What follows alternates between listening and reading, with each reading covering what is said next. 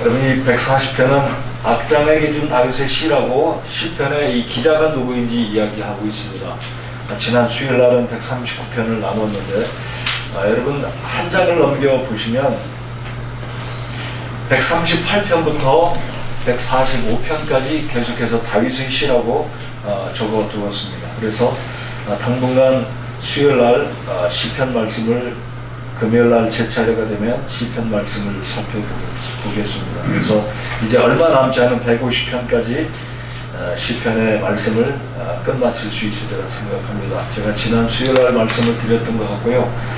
시편 말씀을 나누기 시작한 지가 벌써 10년이 더 된 것 같아요. 이제 드디어 시편 말씀 150편까지 얼마 남지 않았습니다. 오늘 140편의 이 시편 말씀을 보면 구절구절들이 읽을 때 우리 마음이 그렇게 이 말씀이 우리에게 여유가 있고 평안하고 기쁨을 주는 구절들이 아니고 오히려 이 말씀들을 읽으면 이 세상에는 악한 자들, 사악한 자들, 난폭한 자들이 이렇게 많구나 이런 것을 느끼지 않을 수가 없습니다.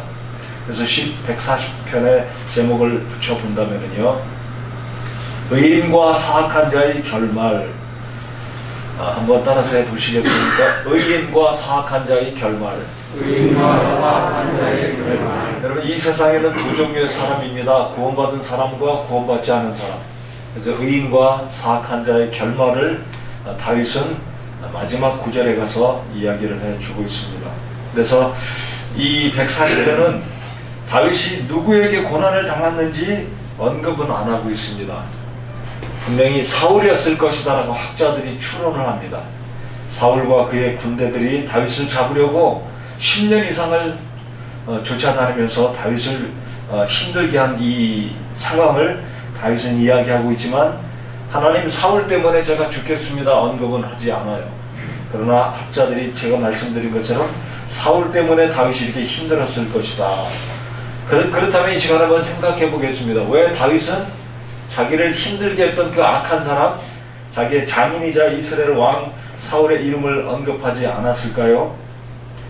만약에 이게 사울 때문에 그랬다면 이 140편을 읽고 있는 저와 여러분들, 이 독자들은 공감대가 적을 것입니다.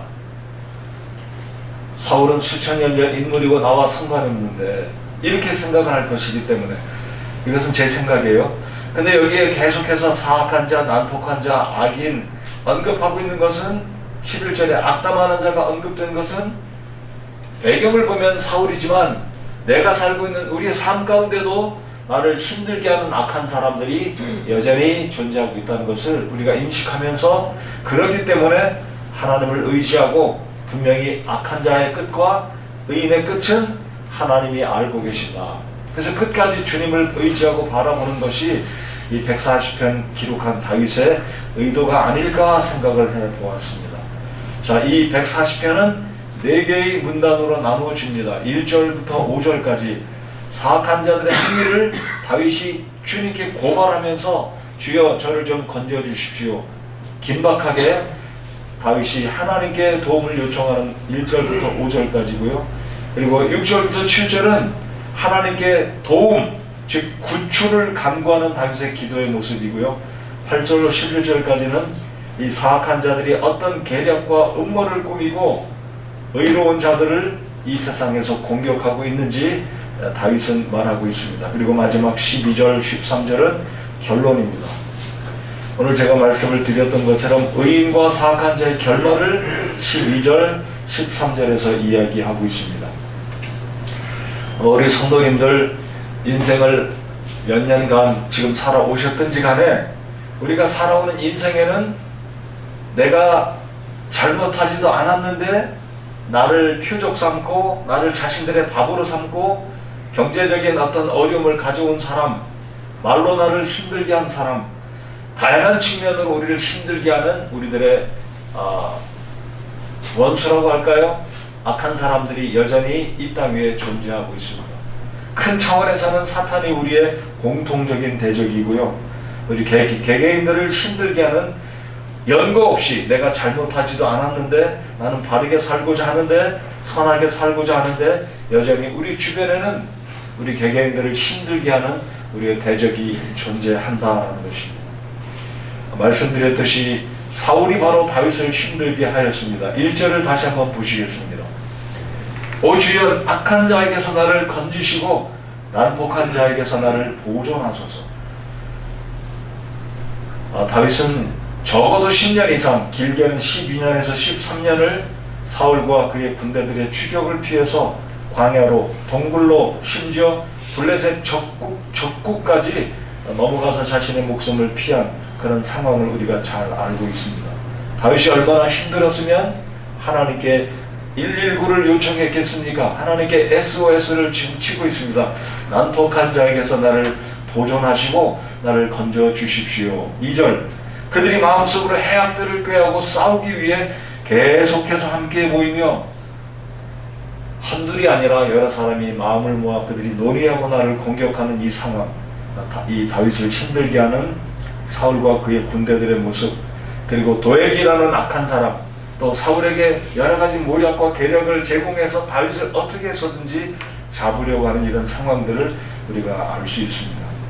그래서 5절까지 살펴보면 이 악한 자들을 이렇게 다윗은 이야기합니다. 악한 자, 난폭한 자, 해악, 사악, 교만한 자들, 독사의 독, 올무, 덫, 뱀같이 자기를 날카롭게 하는, 그 입술 밑에는 독사의 독이 있다고 다윗은 당시에 자신이 당면한 상황을 이렇게 독자들에게 얼마나 그 상황이 힘들었을 것인지 이해할 수 있도록 이런 거친 단어들을 여러 번 언급하고 있는 사실을 볼 수 있습니다. 7절에 우리 다 같이 읽겠습니다. 7절 시작. 오 나의 구원의 능력이신 하나님 곧 주여, 주께서 전쟁의 날에 내 머리를 덮으셨나이다. 주께서 전쟁의 날에 내 머리를 덮으셨다는 것이 무엇이겠습니까? 머리를 상하면 치명적이지 않습니까? 머리를 덮었다는 것은 이 전쟁의 날에 하나님께서 다윗을 보호하시고 다윗의 생명, 다윗의 신변을 굳건하게 지켜주셨다는 말씀입니다. 이토록 긴박하고 어려운 상황에서도 하나님은 다윗의 기도를 들으시고 다윗을 보호하셨습니다. 자, 6절로 7절, 지금 방금 7절을 읽었는데 다윗이 하나님께 그렇게 하나님께 간구를 드리자 하나님께서 다윗의 기도를 들으시고 다윗을 구출해 주셨습니다. 여러분, 여기 다윗은 우리가 창세기 3장 15절 말씀과 연관해 볼 때 사탄은 여인의 후손으로 오실 예수 그리스도를 알고 계셨고, 예수님이 이 땅에 탄생하기까지의 그 육신의 조상들의 계보를 알았기에 사탄은 다윗을 해하려고 하였다라고 우리가 볼 수 있습니다. 그럼에도 불구하고 하나님은 다윗을 지키시고 다윗으로 하여금 이 길고 긴 이 악인들, 사악한 이런 이 무리들이 다윗을 죽이려고 하는 과정들을 통해서 하나님은 하나님 나름대로 또 일을 하셨다라는 것입니다. 하나님이 다윗을 당장 건져주시고 1년이나 몇 개월만 고생하게 하신 것이 아니라 긴 시간을 20대 후반에 아니면 10대 후반에 아니면 20대 초반에, 아마 20대가 되기 전이었을 거라고 우리가 예측을 하지 않습니까? 골리앗을 물리친 이후로 33세에 남왕국 유다의 왕이 되기까지 정말 긴 시간을 다윗은 도망을 다니면서 이 사울의 추격과 군대들의 위험 가운데 도망의 시간, 도망자의 시간을 보내는 그 긴 시간 동안 하나님은 도대체 이 다윗에게 왜 이런 긴 시간을 허락하셨을까? 아마 다윗은 스스로 생각해 보았을 것이고, 우리들 또한 왜 하나님은 이 긴 시간 동안 다윗으로 하여금 도망자로 다니게 하셨을까? 그것은 하나님의 뜻이 있으셨다라고 저희는 생각합니다. 다윗에게 있어서는 이 긴 시간이 연단의 시간이요, 왕으로 세움을 받기에 훈련하는 특별한 이 광야의 학교에서 훈련받았기에 하나님의 마음속에 합한 이스라엘의 진정한 왕으로 쓰임받을 수가 있었다는 사실입니다.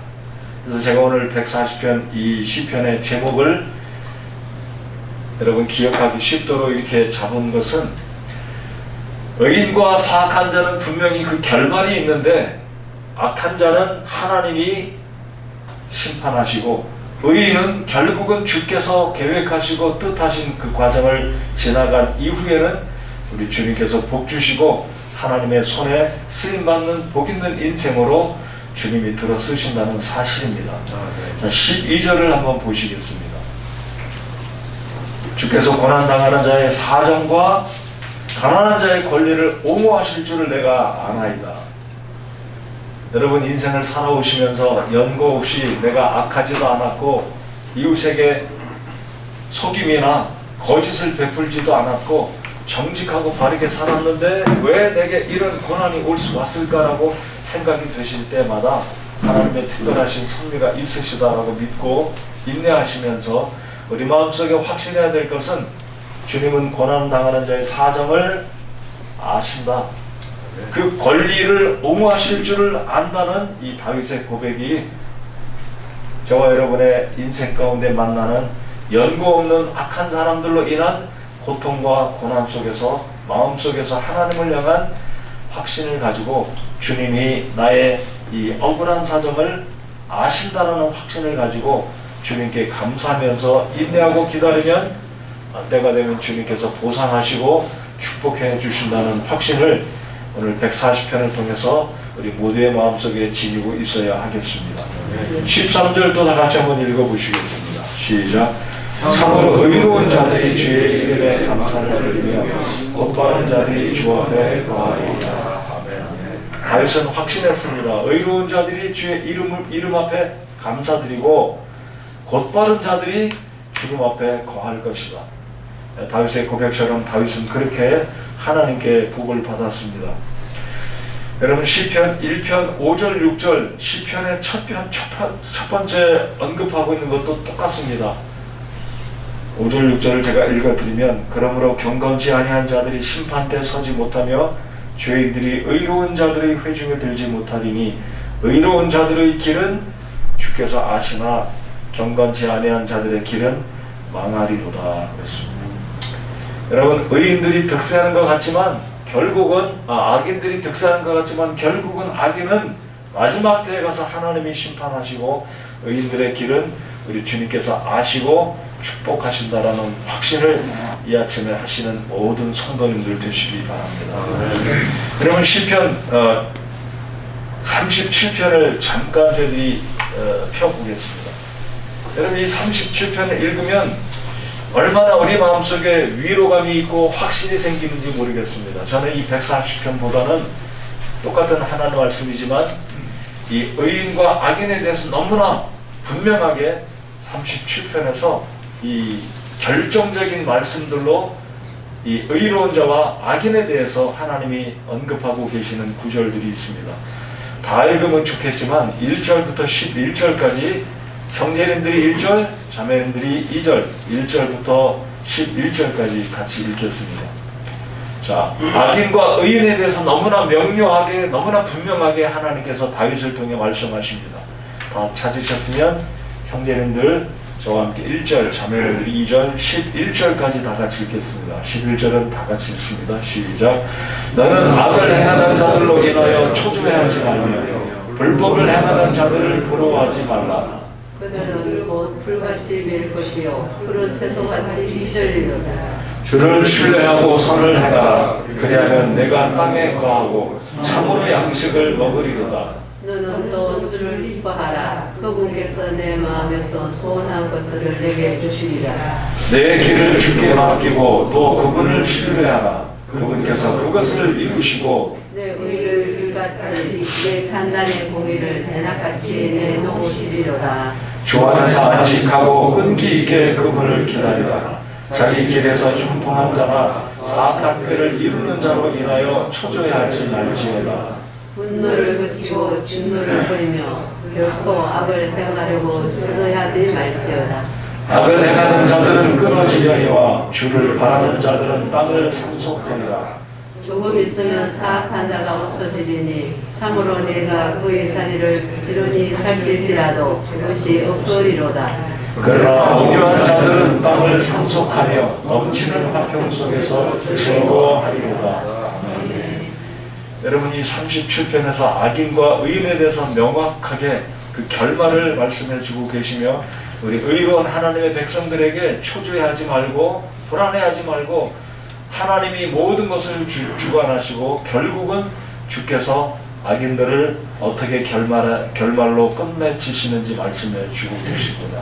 그래서 오늘 140편 말씀을 이제 정리를 해보면요, 우리 주님께서 마태복음 6장에서도 우리를 인도하사 시험에 들게 하지 마옵시고 다만 악에서 우리를 건지시옵소서라고 기도해 주고 계시고 우리를 그렇게 가르쳐 주십니다. 악인을 향해서 마치 맞대응해서 싸우고 공격하고 악으로 막 갚고 이렇게 하지 않는 것이 우리 주님께서 말씀을 통해 보여주시는 말씀입니다. 잠언 16장 4절에서도 보면 주께서는 자신을 위하여 모든 것을 만드셨나니 참으로 사악한 자도 악한 날을 위하여 만드셨느니라 라는 말씀이 있습니다. 요한계시록 19장에 보면 결국은 사탄과 악한 영들과 타락한 이 모든 마귀들은 결국은 우리 주님에 의해서 불과 호수에 타는 불호수에 던져주고 멸망할 것을 성경은 말씀합니다. 그래서 오늘 이 140편을 통해서 우리가 다시 한번 마음속에 확신할 것은 우리가 이 세상을 살아갈 때 개인적으로 나를 힘들게 하는 참 악한 사람들이 있어요.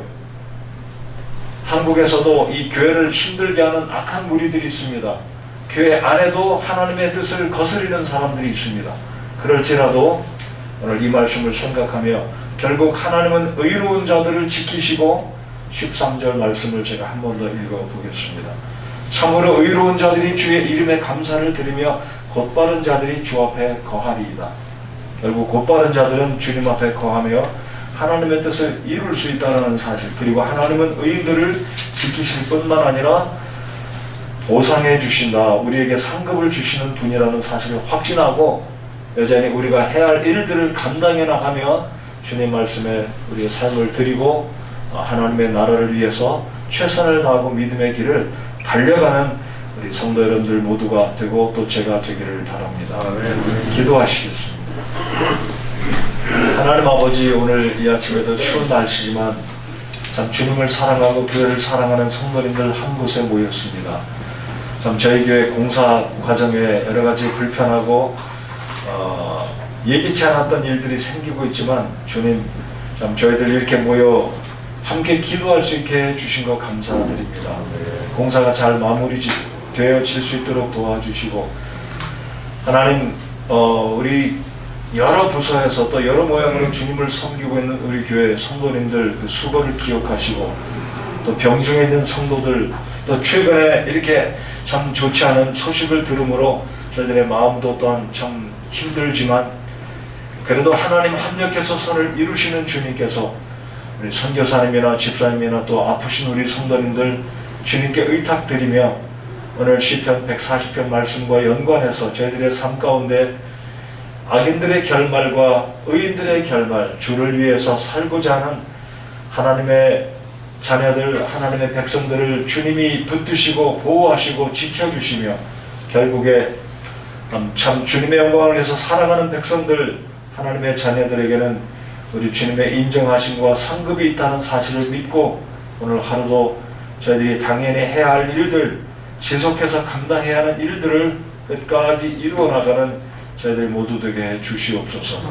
하나님, 이제 저희들 각자의 필요들을 위해서 우리 성도님들을 위해 기억하고 중보하며 교회와 나라를 위해서 기도할 텐데 성령께서 우리 마음을 충만케 하시고 마땅히 구할 것을 성령께서 인도해 주시는 이 시간 되게 해 주시옵소서. 우리들의 기도가 또한 응답되어지게 도와주실 것을 믿고 감사를 드리올 때 예수님 이름으로 기도합니다. 아멘.